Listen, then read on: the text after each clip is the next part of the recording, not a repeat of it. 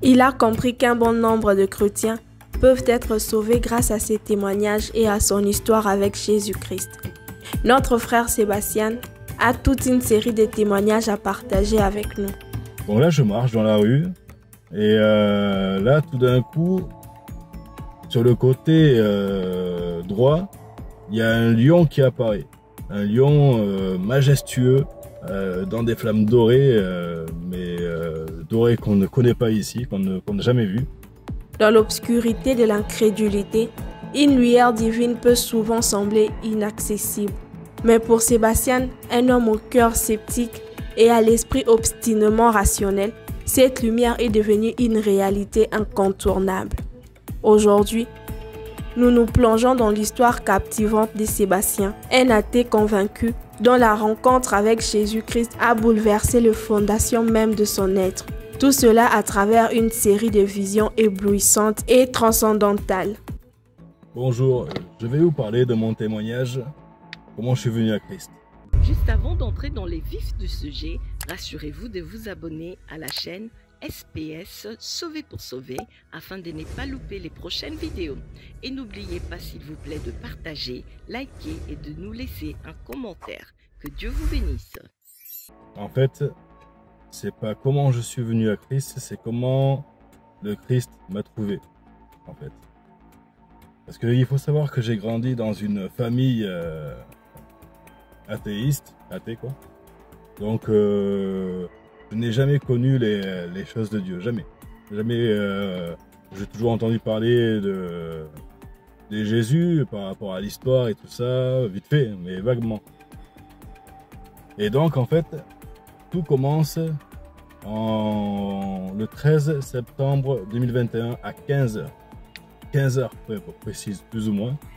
Bon là je marche dans la rue et là tout d'un coup, sur le côté droit, il y a un lion qui apparaît.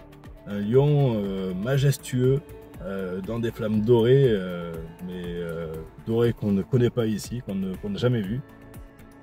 Et en présence de ce lion, je suis comme apaisé, pas de peur, mais avec un amour du genre, c'est mon meilleur ami, quoi. J'ai envie de jouer avec, et plus encore. Voilà. Donc du coup, ça c'était en septembre, ça a duré 5 minutes. Ensuite, le 13 octobre, un mois d'intervalle, parce que j'allais chercher mon fils à la moyenne section. Donc 15h, 16h, voilà, bref. Et donc là, je marche. Et là, en hauteur, environ 3 mètres de distance, 5 mètres et 3 mètres de hauteur, il y a une armure d'or qui apparaît dans le ciel et avec un bouclier dessus, il y avait une tête de lion dessus. C'est même pas de gravé, c'était une tête de lion genre dessus, quoi, en relief, quoi. Et là, comme si cette armure-là me donnait une puissance, mais une puissance du genre, s'il y a une vague qui arrive, en arrivant sur moi, elle va se partager en deux, quoi. Rien ne peut me toucher, genre. Alors que nous suivons Sébastien dans son voyage étonnant, de ténèbres de son incrédulité à la lumière éblouissante de la foi, où chaque pas est une révélation et chaque vision est une invitation à découvrir la vérité ultime. Préparez-vous à être transporté dans un monde où la réalité dépasse l'imagination et où même les plus endurcis, les sceptiques peuvent trouver la grâce dans les bras de l'éternité. À la croisée des chemins de la foi et du doute, l'histoire de Sébastien nous rappelle avec éloquence que la grâce divine peut pénétrer même le cœur le plus endurci.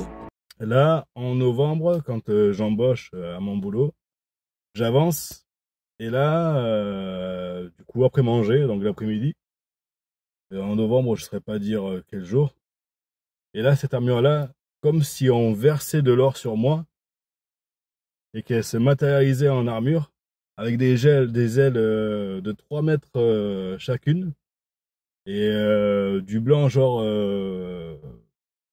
comme du nacré, voilà, qui bouge et tout ça, des ailes gigantesques. Et là, un sentiment de puissance comme pour la première fois, mais là du genre je suis protégé quoi, voilà. Et là, je marche, et là, j'avance, je m'arrête. Alors, c'était un peu comique, parce que j'avançais de peur que l'aile tape mon collègue et le fasse tomber, voilà. Donc voilà, c'était mon témoignage. Donc, en espérant que ceci fortifie, vous glorifie et vous relève durant vos épreuves et vos soucis. Car Dieu sera toujours avec vous et vous êtes sa création. Vous n'êtes pas une erreur, vous êtes sa volonté. Que le Seigneur soit avec vous et vous protège plus encore. Amen. En contemplant le parcours de Sébastien, nous sommes tous invités à réfléchir sur nos propres croyances et à embrasser la possibilité d'une rencontre personnelle avec la grâce salvatrice. Que ces récits inspirent chacun d'entre nous à ouvrir nos cœurs à la possibilité d'une transformation radicale et à accueillir la présence aimante de Jésus-Christ dans nos vies. Car en fin de compte, c'est dans cette lumière que réside la véritable paix, la véritable joie et la véritable espérance pour tous ceux qui osent croire. Que Dieu vous bénisse. Si vous avez été bénis par ces enseignements, ces temps de louange et d'adoration, ces témoignages, n'hésitez pas à vous abonner sur cette chaîne SPS Sauvé pour sauver. SPS Sauvé pour sauver, l'évangile de Christ pour les saluts des âmes. Ici, nous témoignons de Jésus. Que Dieu vous bénisse.